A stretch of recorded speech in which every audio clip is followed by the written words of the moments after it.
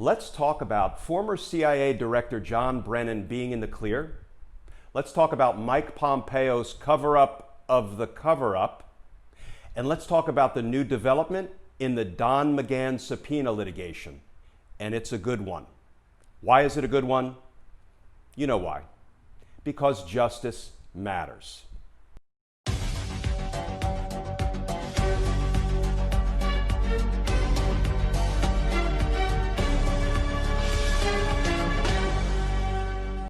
Hey all, Glenn Kirshner here. So if you tune into my YouTube channel, you know that every day I try to post a video that does a moderately deep dive into some legal issue of the day, 8, 10, 12 minutes, trying to break it down, explain it, and then put it in the larger context of all the crime and corruption and abuse that goes on inside the Trump administration. But I feel like I'm falling behind, because there's so much criming going on. So what I want to try to do today is I want to try to do 3 quick headline hits on 3 of the stories that have been percolating in the news in the last 24 to 48 hours. So headline hit number 1 involves the former CIA Director, John Brennan. We have just learned that he is not a target of John Durham's investigation into the origins of the Trump-Russia probe. So first of all, here's the headline we saw, I believe, yesterday from the Washington Examiner. It said, John Brennan not a target of prosecutors in John Durham investigation. Now let's do a quick recap. So the Inspector General for the Department of Justice, Michael Horowitz, has already done an investigation into the origins, into the opening of the Trump-Russia probe. And what he concluded after a full-blown deep dive investigation was that it was properly opened. It was, as we say, properly predicated, which is a fancy way to say there was enough evidence to open it. It was the right thing to do. And Michael Horowitz concluded it was not the product of politics. Bill Barr didn't like that answer, right? Because it didn't help Donald Trump, and frankly, it didn't hurt Joe Biden. So he handpicked the U.S. Attorney, John Durham, and he unleashed him to do yet another investigation on the same matter. And I'm sure he is hoping John Durham will come up with a different conclusion, one that helps Donald Trump and hurts Joe Biden. So here's the reporting about John Durham's investigation, which seems to be nearing completion. Here's the reporting from NPR yesterday. Durham has been on the job for more than a year now, leading some lawyers familiar with the investigation to believe he may be close to the end. One such source told NPR that Durham has asked to interview former President Barack Obama's CIA Director, John Brennan. That source said both sides are trying to iron out the details for the interview, which largely involve technical questions. The source added that Brennan has been told he is not a target of prosecutors. Okay, why is that important? That the former CIA director, the CIA director at the time the Trump-Russia counterintelligence investigation was opened, is not a target. Why is that important? Well, you have to believe that John Brennan was intimately involved in the process by which this counterintelligence investigation got open, into the coordination and the contacts between the Trump campaign and Russia.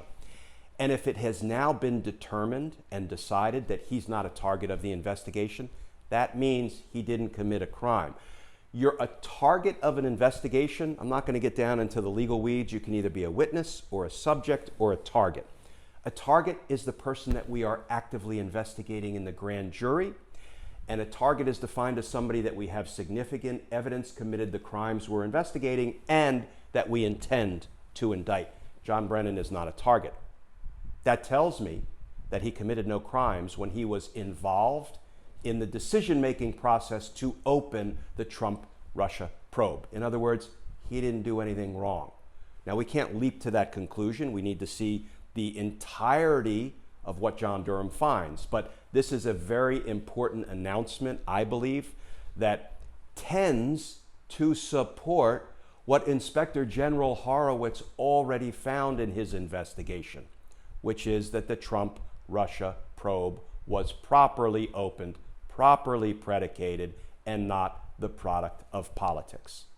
Now, you have to stay tuned because Bill Barr all but pledged that he would try to interfere in the upcoming election by timing the release of Durham's final report to coincide with the election. It is going to be an October surprise. When Bill Barr was pressed by members of Congress under oath, and they said, surely, Mr. Attorney General, you're not going to release this before the election. You're going to withhold it until after the election. He said, no, I'm not. And he all but pledged to make it an October surprise, certainly if he believes the findings help Trump and hurt Biden. And frankly, it doesn't matter what the findings are, because Bill Barr will announce, as he did with the Mueller report, that the findings help Trump and hurt Biden. Stay tuned. That's headline story number 1. Okay, headline hit number 2. Mike Pompeo's cover-up of the cover-up. And this one is staggering in the brazenness of its corruption. Mike Pompeo, of course, is the Secretary of State. And it turns out he made a, let's be generous and call it questionable, sale of arms to Saudi Arabia to the tune of $8 billion, a sale that Congress was not supportive of.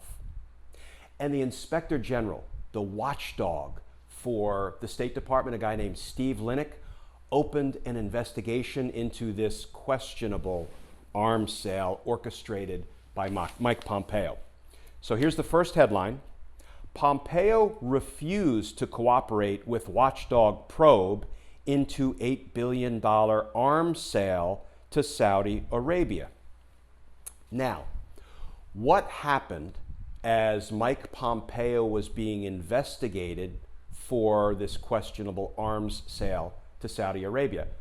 All of a sudden, the Inspector General gets fired, right? Here's the headline. Fired watchdog was investigating arms sale to Saudi Arabia. And here's the rich part.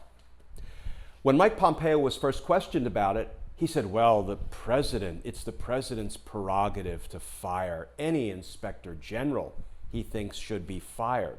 So Mike Pompeo gave the impression that, this was all up to Donald Trump and he had nothing to do with it. And then when Donald Trump was questioned by reporters, why did you fire Inspector General Steve Linick, who was investigating Mike Pompeo? What does Donald Trump say? I don't know, never met the guy, but Mike Pompeo told me to fire him. So, of course, Congress now wants to investigate in its oversight capacity what in the world Mike Pompeo is up to at the State Department. So they issue subpoenas to State Department employees to investigate this. What happens? Well, Pompeo denies congressional subpoenas in fired IG investigation. That, folks, is what's known as covering up the cover-up. When Congress wants to investigate Mike Pompeo's potential wrongdoing that was being investigated by Steve Linick until Mike Pompeo ousted him, Mike Pompeo directs the State Department employees to refuse to comply with lawfully issued congressional subpoenas. You know what that's called? Not just a cover-up of the cover-up, it's also called obstruction of a congressional investigation. Mike Pompeo's corruption has no bottom. It is endless. Can I just use two simple words that I've said over and over again over the course of the last couple of years? Inherent contempt.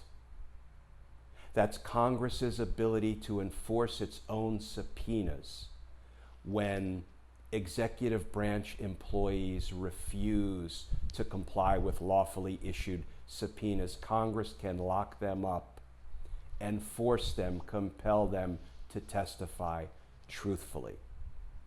Can we use it just one time, Congress? There will obviously be more developing on this story. Stay tuned. So, third and final headline hit. Yesterday, the full D.C. Federal Circuit Court of Appeals handed down an opinion in the Don McGahn subpoena litigation. What they concluded was, of course Congress can use the courts to enforce their lawfully issued congressional subpoenas. A quick recap: Don McGahn, former White House counsel, Donald Trump told him to fire special counsel Mueller during the Mueller probe. Don McGahn said no, because that would look like obstructing justice.